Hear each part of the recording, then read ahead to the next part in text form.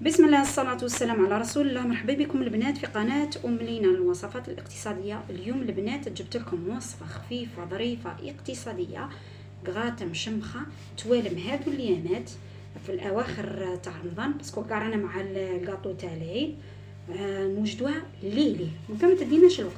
شوية تاع بطاطا تقليها مع شوية تاع دجاج ديري في مرقة بيضاء صوص بلون وشوية تاع فرماج. هذا طاجين الجبن. طاجين الجبن البنات حاجة خفيفة مغذية. البنات اللي فاتوا منا فضلا وليس امرا منكم حبيبات قلبي ديروا لنا اشتراك، تفعيل الجرس ليصلكم كل جديد، ما تنسوناش بتعليق خفيف صغير. هذه يا البنات رايحه نوريها لكم كيفاه جاتنا. هذه يا البنات شوفوا الكراطه تاعنا كيفاه جات مشمخه ما شاء الله، ما جاتش ناشفه. هذه هي، ولكم البنات جربوها، فوتوا الوصفه والمقادير. شوفوا هنا اش عندي في طاجين الجبن تاعنا اللي رايحين نديروه اليوم. عندي انا هنا حبه تاع بصل كنت قطعتها رقيق ودرت، جات على حساب العائله تاعك. انت كانت عندك سرده ديري سرده، كان عندك فخذ ديري فخذ. علاه الفخذ؟ باسكو عادي رايحين من بعد حنا نقطعوه رقيق يعني كيما نقولوا حنا رايحين نبشوه. من بعد شنو رايحين نديرو؟ راح ندير قرصه تاع ملح، ورايحه ندير مغارف تاع زيت تاع ماكله، واحده زوج ثلاثه. هنا رايحين نديرو مرقه بيضاء ان صوص بلون، ندوه للنار يتقلى مليح وتبعوني البنات. شوفوا انا هنا بعد ما جبت الطاجين تاعي للنار راني حنشعل عليه ونخلي الماكله تتقلى، يعني البصل مع الدجاج تاوعي يتقلاو غير في عقلها قبل ما نتقلقش فيهم. شوفوا البنات هذه هي، خلو حتى يذبل البصل تاعنا معنا مليح والدجاج تاعنا يذوق لون طيب، ومن بعد نرجع لكم ان شاء الله. شوفوا هنا بعد ما خلينا البصل تاعنا تقلى نص تقليه مع الدجاج كذلك، رايحه ندير نص مغرفه صغيره تاع راس الحانوت مع فلفل كحل، كاع نص مغرف تاع قهوه صغيره. نزيد نخليهم كذلك هذاك الدجاج تاعنا مع البصل تاعنا يتقلاو مليح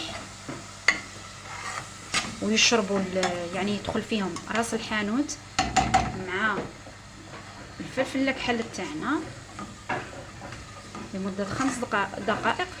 هنا البنات ما درت لا حمص لا والو، راح ندير مرقه بيضاء وحدها.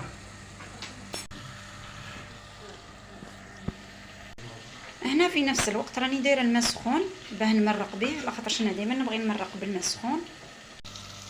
نفرغ الماء تاعي عبر ما يتغطى لي الدجاج، مش راح نقوي بزاف.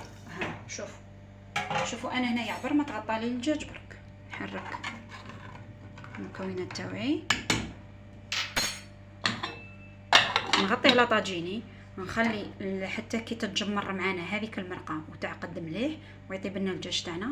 نروح بروق نقلي البطاطا. شوفوا هنايا انا عندي بطاطا هنايا نقيتها وقطعتها الى مربعات، درت لها شويه تاع ملح وباك نروح نديرها في المقله. شوفوا انا هنا عندي هنا راني درت البطاطا تاعي طيب، انا نخليها الوقت اللي طيب راني نرجع لكم ان شاء الله. هاي المرقه تاعي طابت، الدجاج تاعي ثاني طاب فتتو، البطاطا تاعي هاي طابت. شنو راح نديرو كاول خطوه؟ نجيب البلا تاعي اللي يدخل للفرن، نفرغ البطاطا تاعي، نزيد نفرغ الدجاج تاعي.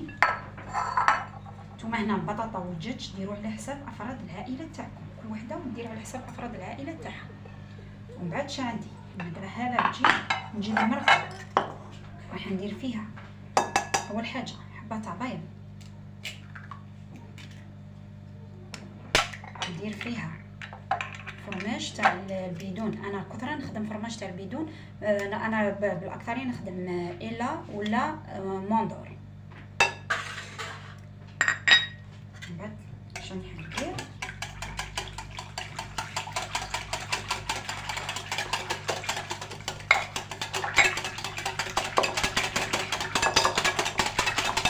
الفرماج انا هنا درت عبر تاع مغرف ونص تاع ماكله.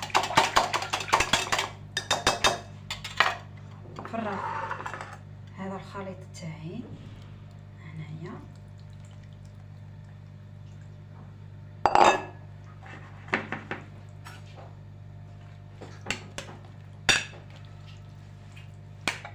نسويه. من بعد شندير عندي شويه تاع معدنوس،